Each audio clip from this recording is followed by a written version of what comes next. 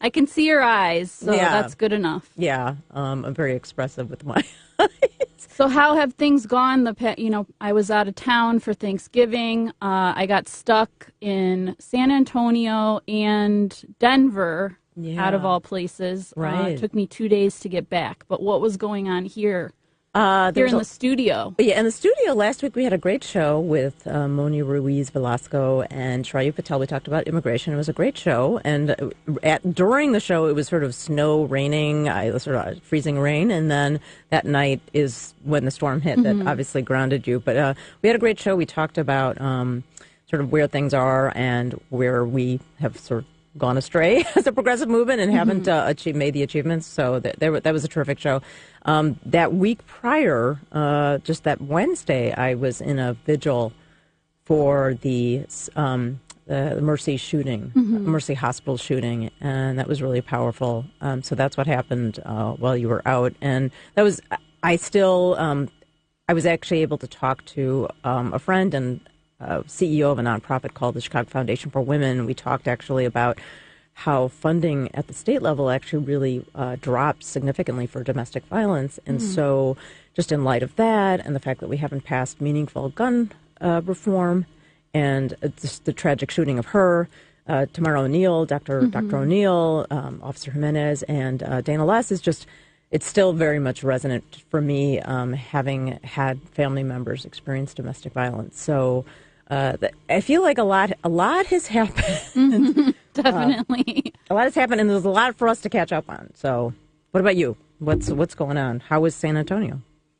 It was nice. It was, kind of chilled weather, but not too cold. And I got to have Thanksgiving with my sister's boyfriend's family out like in very rural Texas. I mean, it's 45 minutes from San Antonio, just nothing out there. So this was obviously well after the election. And so, bringing it back to politics, did the election, like Beto, did that come up? I did see a lot of Beto signs, which I was surprised to see. You know, in various places that I was like, that's interesting. It was cool. But my sister voted for Beto and was very disappointed. Yeah. And that's the thing is, like, now he's being talked about as the sort of this potential front runner for president in 2020. I'm thinking, why not Stacey Abrams? Why not Andrew Gillum? I have to say, I accidentally watched about 5 minutes of one of his Facebook Lives, and I am never going to get that 5 minutes back.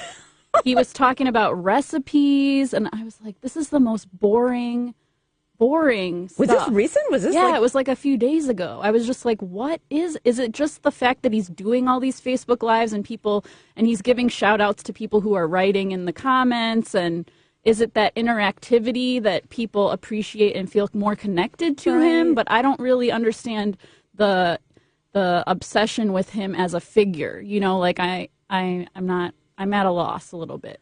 Well, just this morning on Twitter, I can't remember who shared it, but it was from Open Secrets, which is just getting information from the FEC website, and said that in terms of the money received from PACs, from oil and gas companies, number one is Ted Cruz. Number two, Beto O'Rourke. Oh, that's interesting. So those of you who are aligned with us on the progressive side, just keep in mind that there's some issues here. Beto wasn't a co-sponsor of Medicare for All, and he actually voted for that weakening of the Volcker rule, which affects community banking again, which is a rollback of all the Dodd-Frank, which was not strong enough to begin with after the financial crisis. So, these are some things that people, they get excited about a cult of personality, which I totally get. But it's like, no, let's think about who this person is and what they stand for, and take a step back. I have to say another thing about Texas is there was definitely places I went that I was nervous to even broach the subject of politics because of just this atmosphere of white supremacy, to be quite frank. Like I saw, businesses that had the MAGA hats, like a whole dispenser of them. And there were like stickers that said, give me back the free stuff Obama gave you because I paid for it and all this kind of stuff. And I was just like, There were certain pockets of San Antonio where I was like, okay, I'm seeing Beto signs, I'm seeing younger folks, and I'm like, okay, this seems okay. And then there would be like smaller towns that you would go to, and I was just like, where am I? Who like is packing right now? Like, I don't know. It was very strange. Yeah, that is. I mean, that's not just strange. That's a little scary. It was scary, very scary. Yeah, the MAGA town, Fredericksburg. No, yes, Fredericksburg, Texas. Okay. It's a little German town. Yeah. In the middle of Texas. So, going back to the whole, like, what's happening in politics, there's a couple of things I want to just kind of cover. One, this whole issue of the Democratic House Caucus chair is, I'm still really not, I'm upset about it because I think Barbara Lee should have won, and she got close. For those of you who don't know, Barbara Lee is a progressive champion in the House, was the lone vote against invading Iraq after 9/11, and is really, she was mentored by Shirley Chisholm. Mm-hmm. And so there were a lot of folks, Ocasio-Cortez and Pramila Jayapal, a lot of progressives that we all know and love were saying Barbara Lee should get this role. I was saying she should run for speaker. And she, this is just so classic. They put up Hakeem Jeffries from New York to kibosh her winning that seat. And then there was an article in The Intercept that Joe Crowley was spreading. Did you see this? Mm-hmm. Spreading a rumor that Barbara Lee gave to Ocasio's campaign in the primary, and yeah, it was just like his sticking it to her on his way out, sort of. It's sticking it to the progressives on his way out, and putting in someone like Hakeem Jeffries, who takes money from all the corporations, is a pro-charter guy, and it just like is more of a centrist and is not. So it's like what you have now is you have this leadership team that is pretty much what it was before. And so you're thinking, okay, are these folks going to be pushing for Medicare for all? Hakeem Jeffries is a co-sponsor, but he's not like this. There's something about him that I'm just like, no, this is not a guy who's going to be, he would never be a Barbara Lee. Mm-hmm. And it goes back to what we were saying before we got on the air, which is the concept of like, everyone's like, vote like a black woman. Democrats need to realize how much black women save their whats in every election. Yet when it comes to leadership, we're forgetting black women when it comes to leadership positions. So that's where I'm very frustrated. Yet at the DNC meeting that we were both at, we saw this amplification or this promotion of all these firsts, like first Hawaiian American woman, first black woman this, first black woman, right. This elevation of, identity. Yeah. But then when it's a progressive. Right.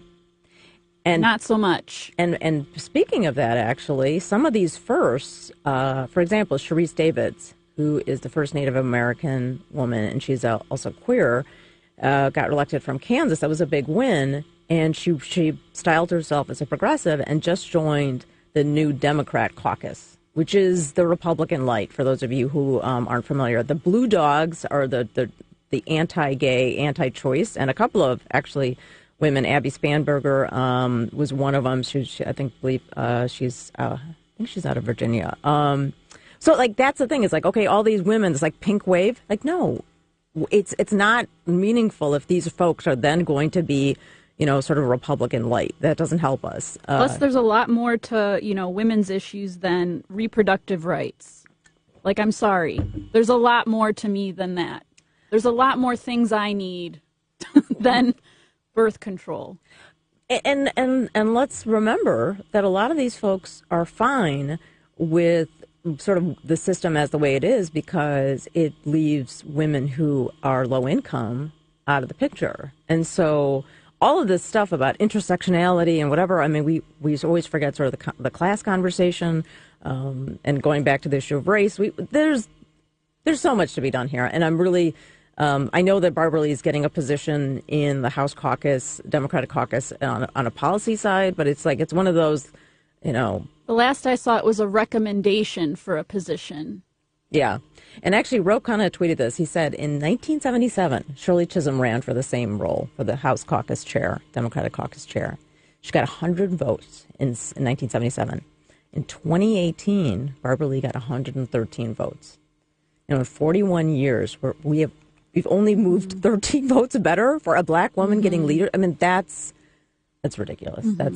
That's not. And so, like, that's the kind of stuff that it's going to be harder to make the case that this is there's something truly progressive about the party or inclusive. Or just that they're listening to changes that, regular people want to see happen in the Democratic Party. Right. There's so many missed opportunities happening. It's just really frustrating. Right.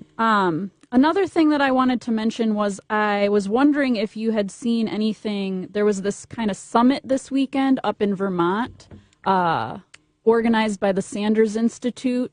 To me, it seems like Bernie's gearing up to run, and this is just like a summit of all these, thought leaders and people connected to him to talk about a variety of issues, have a bunch of different panels and international discussions, Medicare for All discussions, and policy discussions, and a lot of the content is really good. Right. The thing that I was really disappointed about was I did not see very many black folks or people of color being represented other than Nina Turner, Danny Glover, Dr. Cornel West, the folks that are very close allies of Bernie's.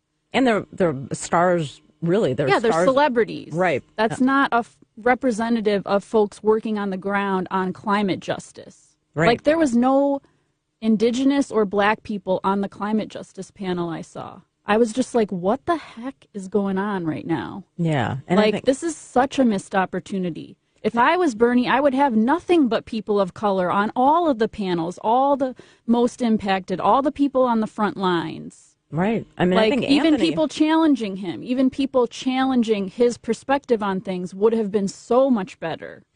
Yeah, because that's an opportunity for him to not only learn how to respond to those, but also potentially get them as allies. To say, like, hey, I am centering you.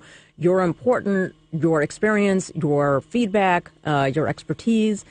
Yeah, and that they're challenging him in a way that makes him a better person. Right. And that makes him a better candidate. Because I have dedicated years of my life to campaigning for Bernie. I'm a huge Bernie supporter. I'm not saying this out of, that I don't like him. I'm saying this from the perspective of someone who likes him and who supports him. And I don't want to see the same old mistakes happen that happened the last time around if he does run. Yeah. Because a lot of people are frustrated with him, sort of putting middle-aged white guys from his inner circle of friends in leadership positions, and it doesn't trickle down to supporting working-class people on the front lines. It just doesn't. And I don't want to see the same mistakes. But this summit, it made me a little sad. It made me a little distressed that maybe it's going to be the same old thing. Right. And if folks like how you phrase it, like, I'm not doing this just to tear you down, I'm doing this to help you. This could help inform you, improve you as a candidate or whatever. And that so many folks respond to these criticisms and they just immediately, are you calling me a racist? And they shut down. And it's one of those things where it's like, no, this could be a learning opportunity. This could be a teachable moment, as they like to say. And it's so often it becomes, no, you're just attacking me. I know we only have a few minutes left, and I just wanted to kind of bring it back to Chicago very briefly, and come back to the Laquan McDonald case, just for a second. Yeah. And just really acknowledge Dora Fontaine, who is the police officer, female police officer who was testifying this week and said, like, no, I was basically being told to change my report, and she's on desk duty and frankly afraid for her safety. So it's really I want to acknowledge that. And just there was a really good article in the Sun-Times actually about this issue and just how I think Laura Kubiak was the other name that was mentioned. Women who speak out are then demonized and ostracized, and we really, that's something that probably isn't getting talked about enough. So I wanted to kind of call that out. But I know we're kind of pushing up on a break. Let me here. just get an item of business out of the way. I just Okay. wanted to let folks listening on the radio who might not know what they're hearing say, hey, you're listening to The Left with Samina and Shauna. You can also watch us on Facebook Live at To the Left with Samina and Shauna Facebook page. And like the page, too. Why not? Try it out. See what happens. We don't post too much. We're not going to abuse the privilege of having you as a follower. Please share your comments and questions with us on Twitter, Facebook, Instagram, etc. using the hashtag #ToTheLeft. That's TO the left. And our Twitter handle is @ToTheLeftRadio. And we're going to take some questions later. So if you go on our Facebook page and type out a question in the comments of the live stream, we will check that at a certain point later. So please put any questions or comments for Scheherazade Tillett, who is going to be our guest coming up in just 2 minutes. And did you want to take us to the break? You are listening to the Left with Samina and Shauna. We will be right back.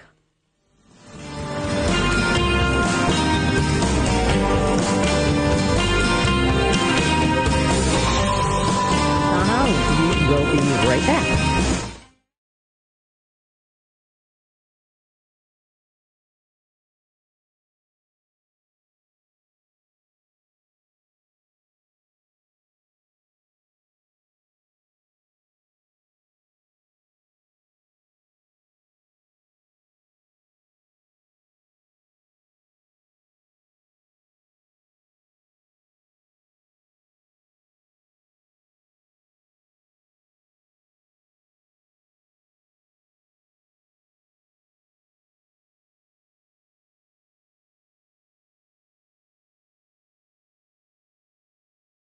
I'm Samina Mustafa. I'm Shauna East. We're producing a show on WCPT Sundays at 1 o'clock. What should we call it? How about Smash the Patriarchy? I like it, but that's a lot of pressure. What about left-leaning ladies? What about womansplaining? Yeah, but what about when we have guys on? What about Madigan's Worst Nightmare? It gets enough attention. I got it. To the left. I like that. That could work. Tune in to The Left with Samina and Shauna on WCPT 820, Sundays at 1.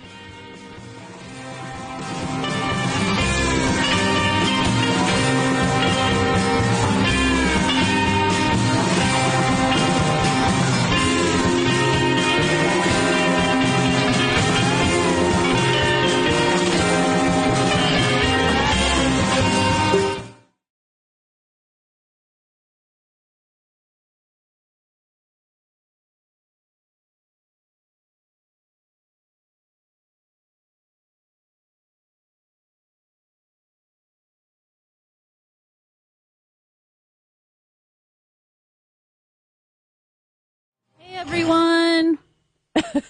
We're back. We are back. You're listening to the Left with Samina and Shauna. And we have our guest here, Scheherazade Tillett of A Long Walk Home. Thank you so much for being here. Thank you for having me. Hi, everybody. Welcome. We wanted to maybe just adjust my.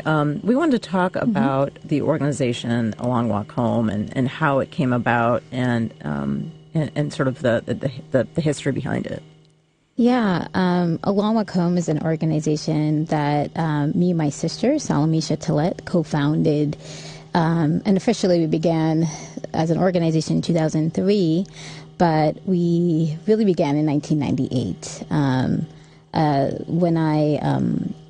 It began really from when my sister disclosed to me about her own history about being sexually assaulted during college, not once, but multiple times.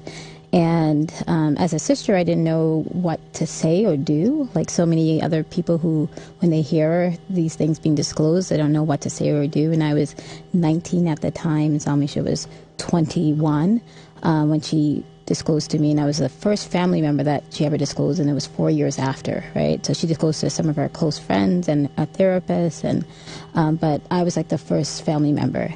And I just remember like that silence and anger and frustration overwhelming my body.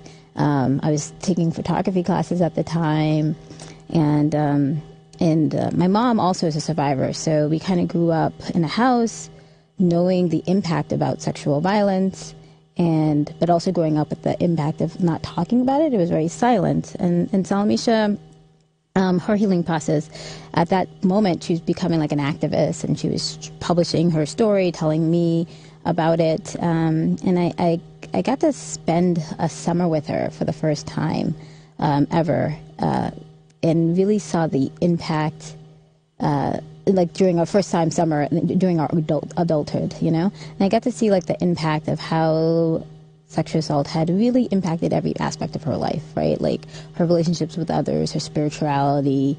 But I also got to see her spirit of like working to gather those pieces back together. And I just thought that spirit was the most amazing thing I've ever seen, and the most courageous thing I've ever seen. And I wanted to like highlight that and put that on a pedestal. What does it mean to survive? What it means to actually heal? And so I created this documentary, naively, like my second photography project ever, through the guidance of a photography teacher, Steve Hart.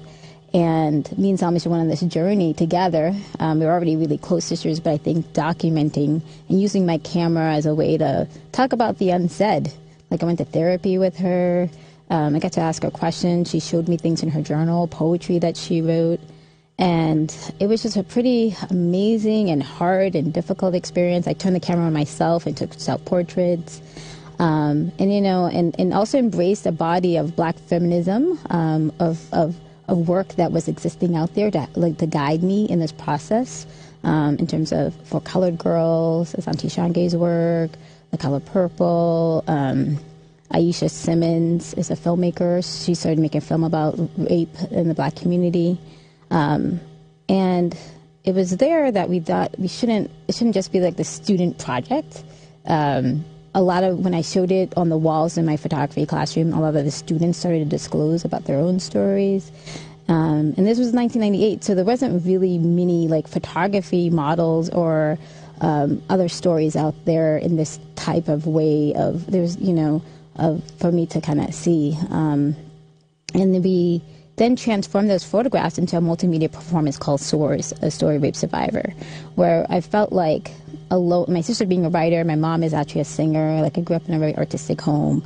The idea that the photographs alone couldn't really tell the story of what it means to really heal from sexual assault, from victim to survivor. And so it had to take on another meaning, and that's through the performance. And so we created this performance together. My senior year was a senior project.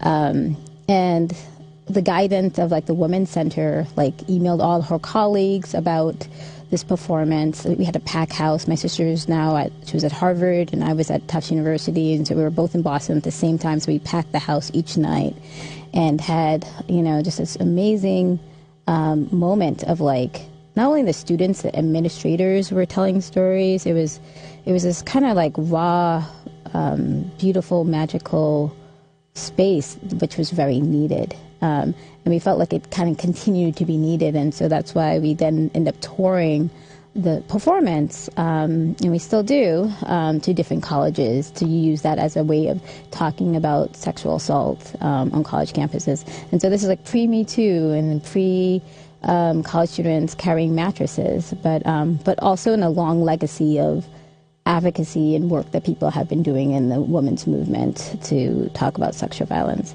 So that's how the birth of our organization began, around sisterhood, Black feminism, and we currently work in Chicago where we train young girls to become artist activists in a program called Girlfriends Leadership Institute, where we train these amazing Black girls from 12 to 17 years old in the and also following the SOARS tradition, but we train them to advocate about sexual violence, about gender-based violence as a whole, domestic violence. I heard you guys talking about the Mercy incident, and looking at that from a very intersectional perspective.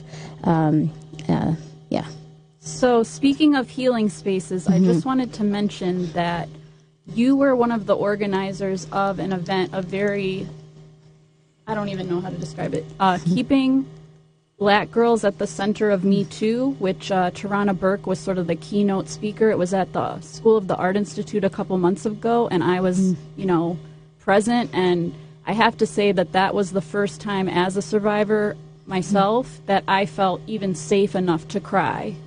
Like, I just cried the whole time. And I just want to thank you for putting that event together. It was so powerful, and the fact that you had the incorporation of all the multimedia of the song, the dance, the celebration, the sisterhood, and like that you had counselors there available for people if they felt like it was too overwhelming. Like, I've never been in a space like that, and I just wanted to thank you and talk a little bit about, what was it like when this Me Too hashtag emerged in 2017, and like that day when I think you said 12 million people tweeted it out or posted it to social media, and you had been working on this along with Tarana and others for so long. Like, what was that like for you guys? Yeah, and thank you for sharing that. So the overwhelming emotions just came back as you were talking about that event. I was just visualizing it, and specifically that week was really hard for all people in the field, but also particularly survivors, right, with the testimony of Dr. Ford that week. And so I feel like there's no place I'd rather ever be than in that room that night. But that moment, October 2017, when the Me Too hashtag went out, there was two things that were happening on my Facebook feed at the same time. There were friends and people in the field writing their stories, right? Like whether it was sexual assaults or street harassment or just simply saying Me Too. Like they were just like, Me Too. And I just saw the feed just kind of like, hundreds of people on my Facebook were part of that 12 million that day.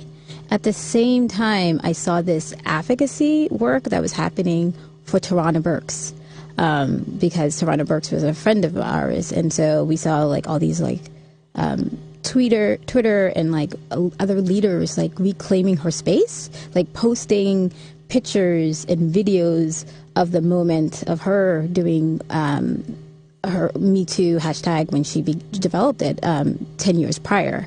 So there was this reclaiming of like, not again, like we're not going to like invisibilize this leader in this movement, who oftentimes, like as Black women have been invisibilized in the women's rights movement. There was a reclaiming and sisterhood gathering. At the same time, there was like the mainstream moment happening where people are interjecting their stories. And so it was really kind of amazing, and like to see that happen simultaneously, and the claiming of her space, right? Like Tarana and all these other people in the field, like making sure that she isn't invisible, And I remember even the Times issue, when the Times magazine, the first Time magazine, that came out, I think, in December 2017, and she wasn't on the cover. She was like inside, right? And so a friend of ours I'm part of this movement to end violence programs, like a national program by Novo Foundation, like actually made a graphic image of her on the cover, and like we shared that around. And so the fact that like she then became on the cover eventually, you know what I mean? Like the recorrecting the movement to make sure that she was also included, like was pretty. I really want to hear her talk more about that like reclaiming that space. Because that was like an intentional part of that event, where the first the front half of the whole room was reserved for young Black girls. Yeah. I mean, I think our event, we're celebrating our 20th-year anniversary of particularly that photograph that I took of Salamisha, and I think we're better way to start a celebration by talking about what's next, right? And also intentionally talking about the fact that Black girls are not at the center, by saying Black girls at the center of Me Too. And I mean, I always thought like how crazy it is for a movement that was founded by Black women to like not all of a sudden, like the mainstream, not to even think that Black girls are in this movement, like the fact that they have erased like how she actually began and founding this Me Too for a black girl who she was working with, who told her story. And at the time, Tarana didn't know what to say or do. And she figured out, like, a couple of years later, like, she wanted to create resources for black girls that she was working with and say Me Too. And so she did that on MySpace. And so the fact that even that, like most people, we did post conversations with our young people after our town hall, and they said most people, the young people that we were with, they didn't even know about Me Too. They didn't even know, they obviously know the impact of Me Too in terms of their own sexual violence stories. But we did at the Chicago Freedom School and a whole bunch of different other young people, and they didn't even know. And so the fact that a movement that she says is created by us for us, right? It hurts me that it's not for, and not only not knowing about it means that there's not resources gathered for them, that we could allow a lack of accountability in terms of policy. There's like all these things that, like, if they're not seen in this major movement right now, that, which is wonderful too, that it's not a moment. I think we all thought maybe it would have been a moment, and it's like we're still talking about like a year later, right? Like 13 months later, we're still talking about the Me Too movement. And that means that it really is a movement versus a moment. But like for them to be included in that, and I think that's like why I was intentional about like bringing Tarana, but also centering black girls in that conversation, and like seeing that this is what it's going to take. Like, there were black girls on the stage, and it was intergenerational. And so for that's like a direct strategy that we see as ending violence, is making sure that young people are at the center of it, particularly black girls, but the solutions are coming from this intergenerational way of like leading and talking about it, Yeah, and that's and Tarana Burke has continued to talk about how and saying, look, don't forget who's part of this, who started this, and who we need to center. Yeah. And she's that every time I see her name pop up, it's being that advocate and very much making it not about herself or a cult of personality or anything like that. And that's what is so powerful. I feel like, though, one thing, and I'm curious about your thoughts about this. Just this week, we had Neil deGrasse Tyson, and there's sort of like these respected figures who have been accused, and I think we were talking about it before the broadcast. Is that how do you feel we are doing in terms of discussing it or covering it and helping survivors to either heal or tell their stories in a more authentic way? Yeah, I mean, I think we're all thinking about this. Being in the movement for 20 years, I got to say, you dream of this, right? You dream of this moment, but I don't think you ever thought this would happen, where there is this accountability and I feel like with this accountability, there's a shift of culture. I do at the same time think that it's losing some of the things that actually Tarana is talking about, where it's like a conversation between two survivors and centering survivors, right? Like some of the things that I think I've been pushing so much in our work is about the healing, like what happens after, like actually holding that. And I feel like that's being lost, as well as in addition to the actual people at the margins, right? So I feel like, on one hand, I think it's people are stepping down or losing their power, which I think creates a shift of like there hasn't been this a culture of accountability. I think we have to think about more ways of what that accountability looks like in terms of beyond the criminal justice system, or but which I don't think necessarily is shaping. I think it's doing that more so with sexual harassment. But I do think at the same time we have to think about what, really create more systems about the healing and more systems. I think I just came back from a conference at the Women's Studies conference in Atlanta, right. And Loretta Ross, which is one of the founders of the anti-rape movement, she said. Talking about Dr. Ford particularly, that that I think that process really like hit us all, because you witnessed people actually believing her, which is unlike Anita Hill, Right. where people did not. You had people actually believe her, like even the senator said, "I believe you, but," right? So I mean, and I think it was like a white woman. They believed her, and so I think what happens when you actually do believe survivors, and then there's still nothing being done. And so I think like she said that, and it really hit me, because a lot of our strategies is about storytelling and believing survivors. And I think we have to do that and other things, And so I think that's like something, I don't know, that really struck me, because it's like, what else should we be doing? I mean, I think it's like really denting and shifting the actual culture of patriarchy that exists for those things, for people to like, I believe you, but I'm going to do whatever I want, and have this person at the highest, legal space ever. Kavanaugh, I'm talking about, right? And so I just think our strategies are like believing survivors, telling stories, but also like we have to like figure out other accountability systems, as well. Right. I mean, it dawned on me just yesterday, with the passing of George H.W. Bush, that he nominated Clarence Thomas, and that was what triggered the sort of the Anita Hill. And that conversation, someone shared with me the New York Times ad that was taken out. Do you remember seeing that? It's just a really powerful image by black women, and it's like, we believe Dr. Hill. And so we did one for Ford as well. Okay. So women of color recently did the New York Times. So we imitated what that was. Yeah.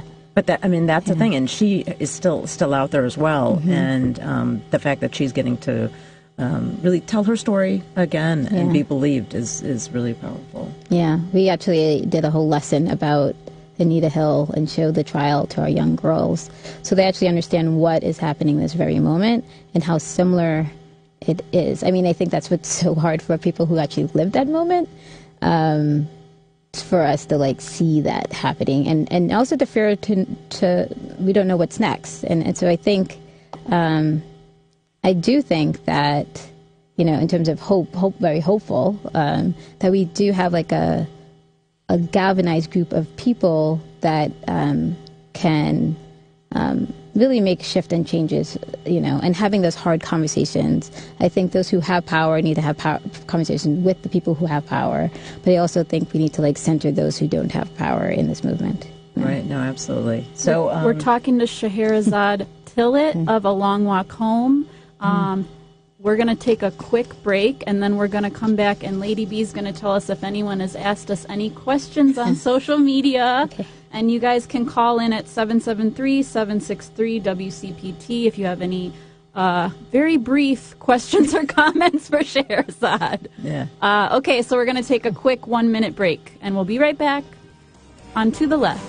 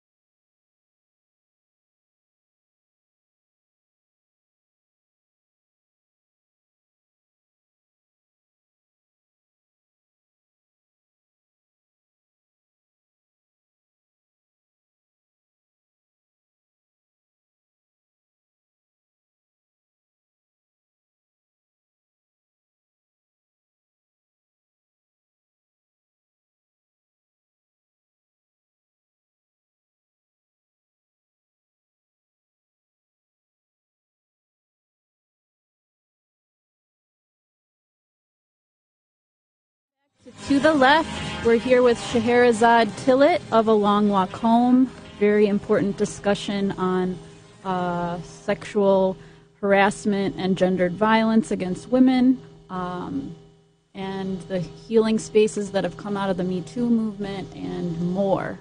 Mm-hmm. Yeah, and I was really struck by the work that A Long Walk Home does, and I'm always fascinated by artist activists and how art is something that is part of your family, but it's also been part of your healing, and how the girls who come to your organization, how that works to be part of their healing.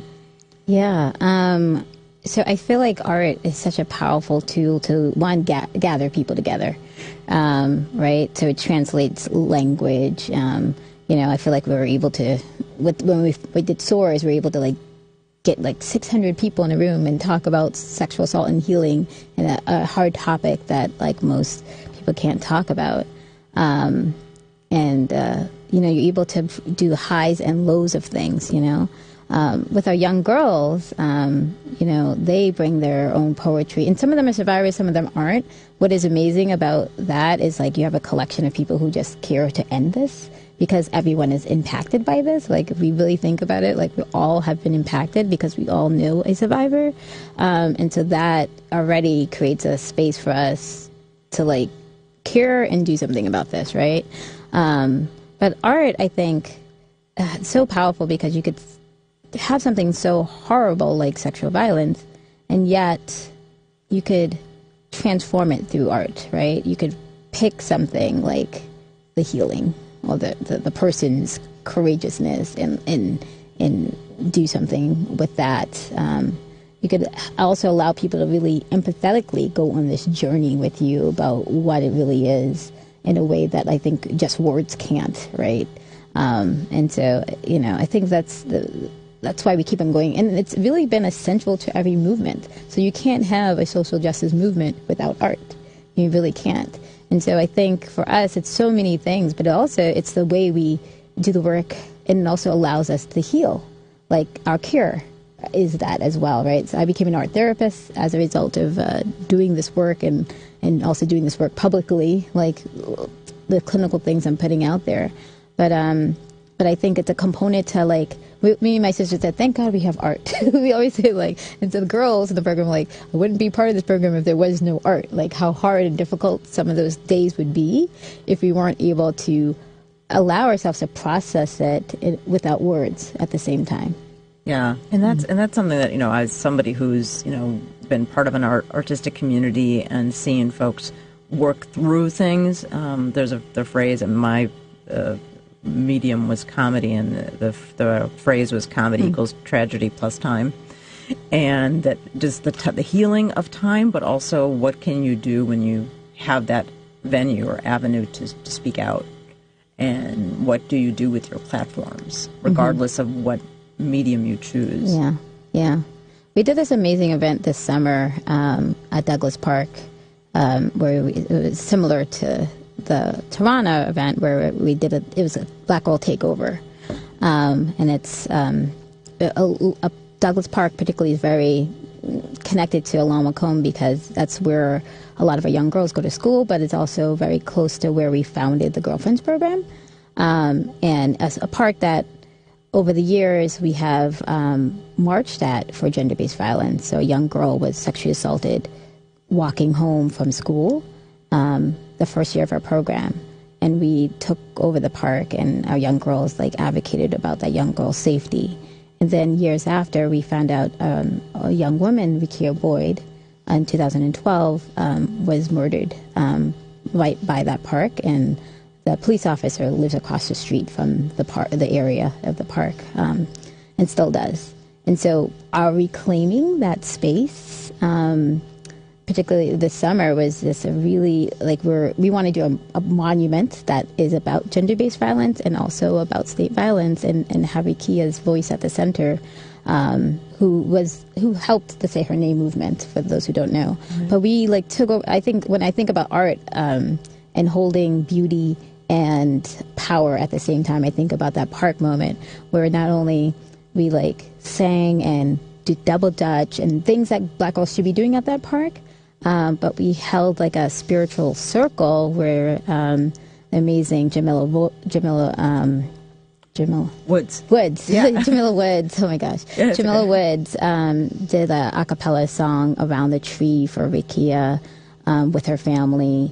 And it was just like only art could do that, where we're able to really take and reclaim a space and have everybody feel, but also left them not empty. Like it left them wanting to do something more.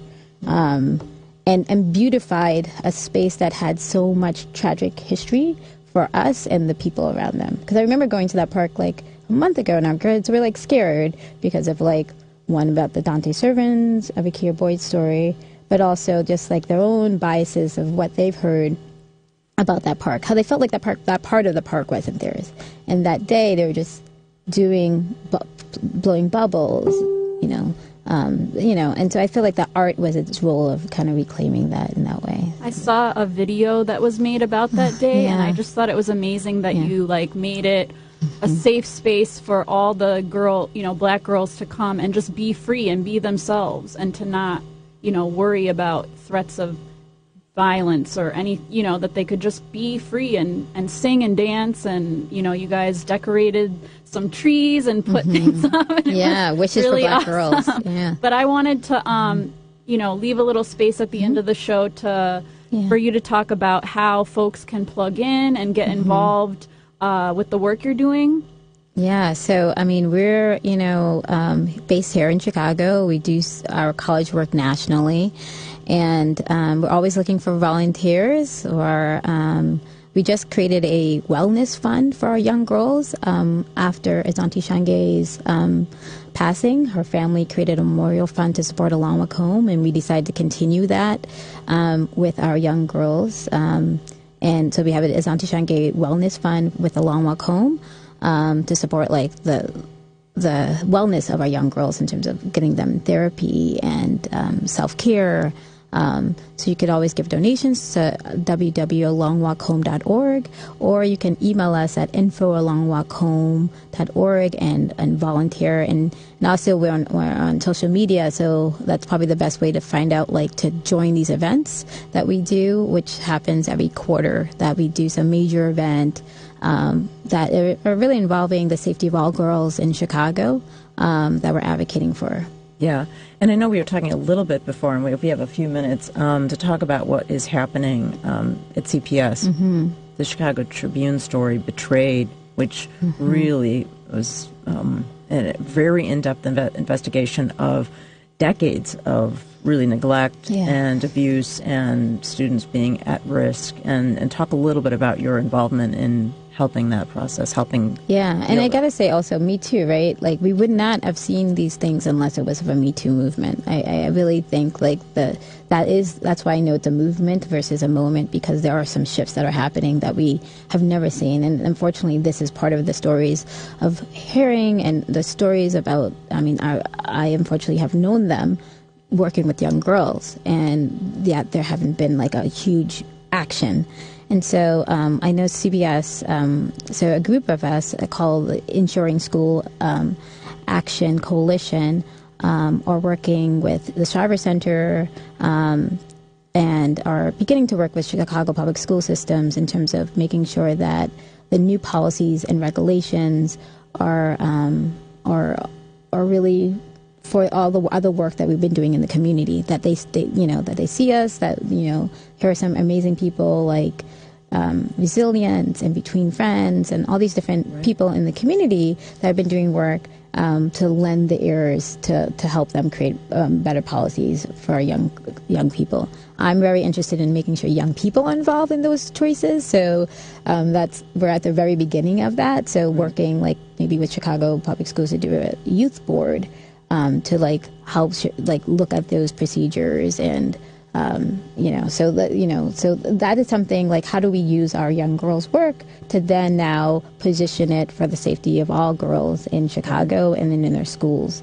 And so that's something we're really committed to, and that's what we've been doing for so long. It's called ESSA Bill. It's all about making sure schools are doing safety for sexual assault survivors and domestic violence survivors at their school. And then a report is actually going to come out about that very soon, like at the end of the year as well. Yeah, because what you were talking about earlier is that we really need systems of reporting, of accountability. What is the outcome, whether it's involves a criminal justice system or some other system of where it's clear that this is not acceptable. Yeah, I know Chicago Tribune this Thursday is going to do like a follow-up conversation about what the report was in the CPS as well. So, and just really powerful reporting. Yeah, and that's also part of all of this, right? Like, we work very much with the media to really, to tell that story, to tell our story, to get a larger focus. In terms of the stories that we often tell are go invisible. And so how do we work with the media who often are telling some other narrative, but if we could control that narrative of what is being told, and use it for our advantage to tell these stories. So we've actually worked with some amazing journalists in Chicago, I think, to get our story out there as well. Yeah, that's great. And so you were mentioning the event on Thursday. Is there anything upcoming for A Long Walk Home that you guys are working on? Not right now. Okay. Yeah. Your plate is full with other shows. We're going to begin again like in February. But people can sign up for updates on the website. Yes. So it's alongwalkhome.org. Alongwalkhome.org, yes. And we're on Facebook and Instagram and Twitter as well. Yeah. And we've been talking today to Scheherazade Tillett of A Long Walk Home. Thank you so much for coming and all the way out to WCPT Studios. I loved it. You guys are doing amazing work. Thank you for having me. You're doing amazing work. This is really powerful. Thank you so much. It wasn't like after going to that event a couple months ago, it was an honor to have you come out here for our show. Thank you. And let us know how, your work's going, and we'll update folks and maybe we'll bring any the links girls. You want us to share. Oh, yeah. Yeah, we'll have some of the girls a on lot here of next. it would be great to have like a spoken word or music, song or anything would really, I think, do well on the radio. Yeah. Maybe. Yeah, we haven't tried it yet, but we'll see. You guys are hearing it all come together. Yeah. It's happening in real time. But should we talk a little bit about what's coming up? Yeah, so actually next week we're going to talk about self-care. Yes, and very important to folks doing the work. Yeah, and actually a friend and therapist, Valerie Jenks, she actually did a really powerful TED Talk on her own experience as a survivor. So we'll make sure to share that on our page. But she is going to come in and talk about her work as a therapist. And, as we have talked about being part of movements, how do you sustain your sort of mental health and energy, but also think about how many times we're hearing, and this hasn't been reported as much, there are instances of whether it's sexual violence or sexual harassment, or frankly just emotional abuse of some kind in the movement, because it's centering the mission, but not the people. And it's forgetting the people, and so we're going to talk to Valerie Jenks. And all sorts of abuses of power, of all types happen. Yeah, absolutely. I do have a little thing I want to promote that's happening in Oak Park tomorrow. I'm actually going to be speaking at an event organized by Anthony Clark for women of color running for office in Oak Park. So I'll be speaking tomorrow night. That'll be at Live Cafe from 5 to 7. So if you're in that neck of the woods, come on out. I just wanted to say a few thank yous. Okay, yeah. I want to thank Ms. Lady B, who is in the other studio, for being here. Thank you, Ms. Lady B. I want to thank Scheherazade for being here today. I want to thank Samina because she's covered for me now twice, and I am so grateful. But I'm going to be... You guys are going to be stuck with me for the upcoming episodes, though. I don't know when I'm traveling again, so just letting you know in advance. And I wanted to thank Jackrabbit, who is working on our website, and Maria Haddon, because she donated to us this week. Thank you, Maria. And all those who are at home amplifying our show via social media using the hashtag #ToTheLeft. Right. That's TO the left. And our airtime is brokered, meaning that we have to pay for it before each broadcast. The patriarchy. Yeah, the patriarchy's trying to keep us down, the capitalists, But we did raise $100 since our last broadcast, so thank you. But we cannot do this show without listener support. So please join our community at patreon.com/To The Left Radio. Yeah, we are listener supported. Yes. We're community supported. And our average donation is $11.36 a month. That is like getting progressive content like you heard today. What a deal. That is a steal of a deal. But thank you all for supporting us and listening, and we'll be back next week. But in the meantime, we will see you on the social medias. See you on the internet. Interwebs. Thanks, Thank you, everybody. guys.